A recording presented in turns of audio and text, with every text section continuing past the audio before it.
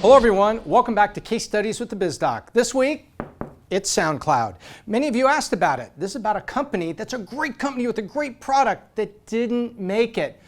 And we're going to see why. Many of you have asked about that, so I'm going to show you. And in the coming weeks, some of you also asked about flameouts. And I'm going to do an episode in the coming weeks of several flameouts right out of the gate. But this week, it's SoundCloud. SoundCloud was born in Berlin way back in 2009 when streaming music was in its infancy.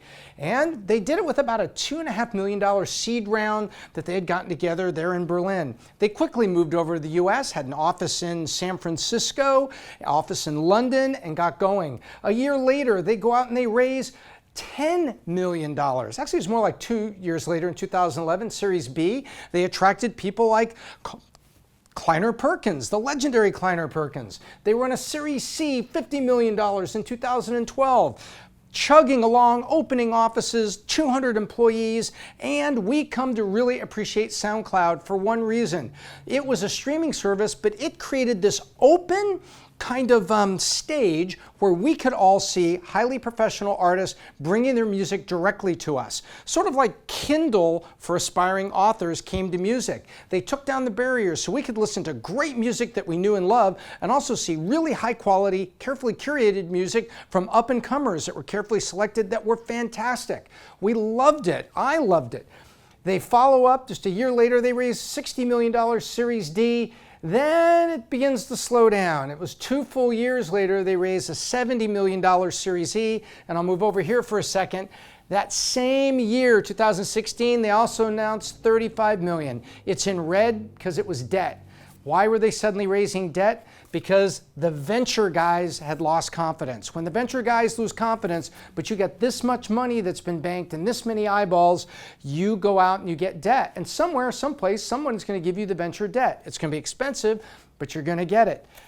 A year later, they talk about, oh, what's happening to them? They're teetering, they're teetering. And when you hear sounds of teetering, guess what comes next? Sharks in the water. Well, who are the sharks going to be? Who's going to gobble up beloved SoundCloud? And are they going to keep having independent acts that we love?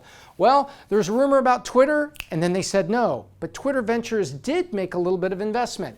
Then there was a rumor about Spotify, but Spotify said no, there's too much risk because we're getting ready for our own IPO, trying to get that together, and we're going to pass. So then suddenly came news that they're looking for $70 million in debt, and then this week, it's terrible. SoundCloud announces cuts of 173 jobs, closes San Francisco and closes London, but says we're doing this because we're thriving. Thriving. That's not the way you thrive. It's not the way you thrive.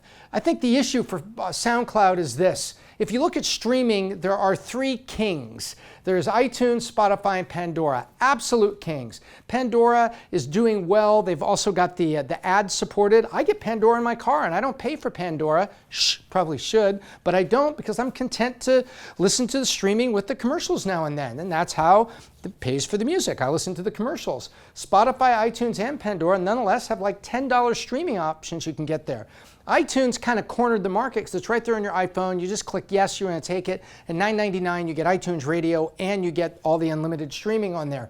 Well, on the other side of life, you have go find the music. And SoundCloud, you used to be able to listen through SoundCloud and find out what song it was. And Shazam was the long, founder of the realm of listen to the music and tell you what's going on.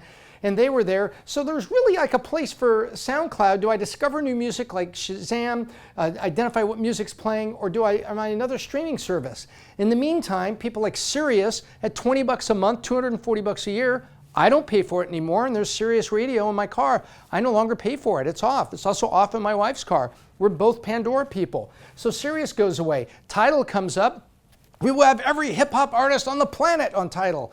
Well, Tidal is struggling, and they were rumored to get a rescue line from Sprint, of all people, of I think it was like $100 million coming to rescue them. But nonetheless, this is a shakeout.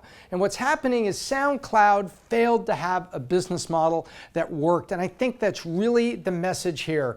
If they got in early in the game and had used, this is a lot of money to say, hey, for $10 a month, I will get you new artists, I will get you curated lists. and I will do it better than anybody else. I think they could have found a place there, but everybody got ahead of them. And if you look at these, there's really not a lot of difference between iTunes and Spotify. Amazing libraries, you can buy it, and you can listen to the on-demand that you want on top of curated lists. So I think that at the end of the day, it's an example of you got to have a business model and you got to have a revenue model on top of that early, very, very early. And I think SoundCloud, I think from right here, if you go back and look at it, this was all about eyeballs. And the same thing happened to Twitter, but they went public. Now look at Twitter. They're worth $14 billion. But you go take a look at LinkedIn, you go take a look at Snapchat, go take a look at any of the other socials, they're like this. Someday, Twitter will be bought at a garage sale for a lot less than $14 million.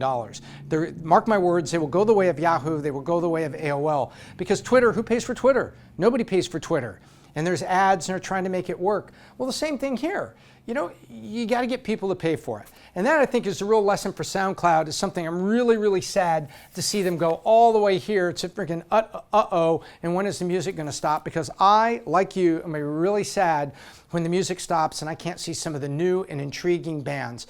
I hope that SoundCloud gets bought by somebody and maybe gets added to these. Maybe that's going to happen if the price gets good enough. Who knows? But it's a perfect example of a great company with a great product that you're not laughing at, you're actually using and loving, but here they go, down. That's the SoundCloud story. Next week, by popular demand, I'm going to do 4 failures. 4 startups that failed, and they're not all technology startups. So tune in next week and come see that because you asked for it. Until then, I'm Tom Ellsworth, and I hope I left you better than I found you.